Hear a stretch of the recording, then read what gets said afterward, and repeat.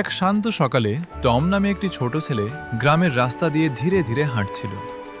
আকাশ ছিল নীল, আর গাছের ডালে পাখিরা মিষ্টি সুরে গান গাইছিল। টমের কাঁধে একটি ছোট ব্যাগ ছিল, আর তাকে দেখতে খুশি লাগলেও ভেতরে ভেতরে সে ছিল খুব একা।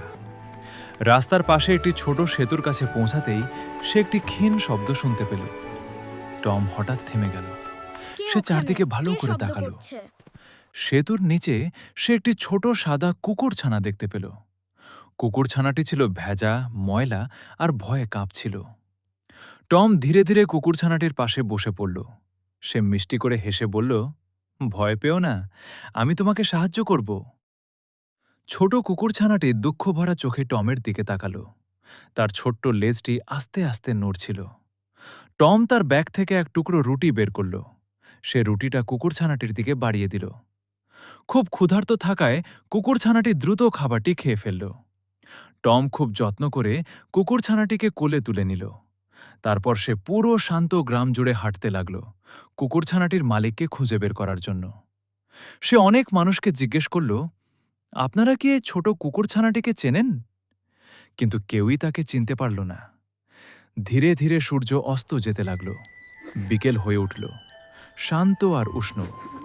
টম কুকুরছানাটির জন্য খুব কষ্ট অনুভব করল। সে আস্তে করে বলল, তুমি আজ রাতে আমার কাছেই থাকতে পারো।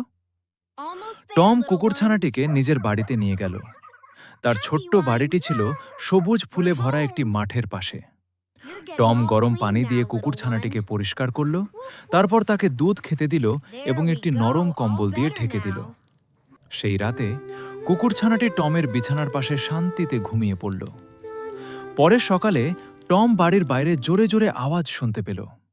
একটি ছোট মেয়ে রাস্তার পাশে দাঁড়িয়ে কাঁদছিল আর বলছিল, আমার কুকুরছানাটা হারিয়ে গেছে, ও কোথায়?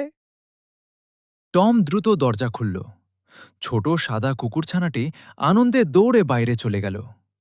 ছোট মেয়েটির চোখ আনন্দের কান্নায় ভরে উঠল। সে কুকুরছানাটিকে শক্ত করে জড়িয়ে ধরল। মেয়েটি টমের দিকে তাকিয়ে বলল, আমার কুকুরছানাটাকে বাঁচানোর জন্য তোমাকে ধন্যবাদ। টম মিষ্টি করে হাসল। ছোট মেয়েটি টমকে একটি ছোট নীল ফুল দিল এবং বলল, তুমি খুব দয়ালু। বন্ধুরা, এমন মিষ্টি মিষ্টি গল্প পেতে আমাদের চ্যানেলটি সাবস্ক্রাইব করে আমাদের সাথেই থাকুন।